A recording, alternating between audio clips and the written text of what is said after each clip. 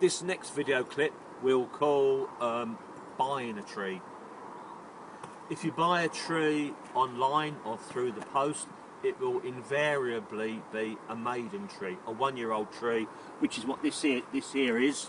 And when you get it, it will come through dormant, i.e. no leaves. And you can plant them and they can be transported anytime during the dormant season, roughly November to March, something like that. After that, you have to buy pot-grown trees, which is this here. This is a 2-year-old tree. I don't recommend you buy any older than 2 years trees because they would tend to be pot bound. The roots would have spun around inside this pot and turned into a solid ball, and they won't establish. If you live in a windy situation, you should always consider buying a maiden tree because it has no head as yet, it has no windage. A tree with a big head, if it's in a windy situation, it will blow around and you will have to stake it. Always check the pot when you buy your tree in a garden centre. Smell the compost, make sure it doesn't smell bad.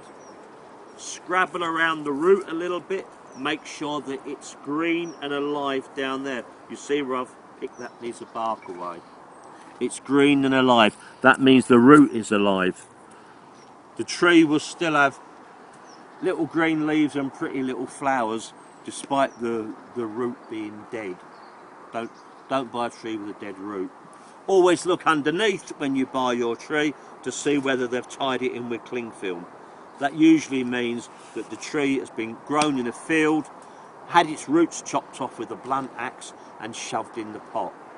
If you want a pot grown tree, also pull it out the pot to ensure that you've got nice young white healthy roots, not brown dead ones, and also there's obviously no sign of fungus there. I don't recommend buying older than 2-year-old trees because they will be pot bound. You can tell the age of a tree by there is 1 year's growth. Whilst this is a big tree, it's actually only 2 years old.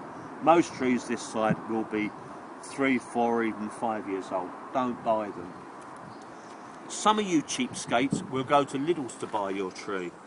When you ask the girl at the till, are these varieties suitable for my area for organic cultivation, and also ask her whether they are on an appropriate rootstock for your location. She will probably look at you like you're an idiot. Always look at the label on the tree, turn it over, make sure it says the pollination group. The pollination group, the RHS formula is A, B, C, D. If, as this tree here, it's pollination group B, it will pollinate trees in group B, also group A and C. Don't buy trees at either extreme, very early flowering trees or very late flowering trees. Your label should also say how big the trees will be.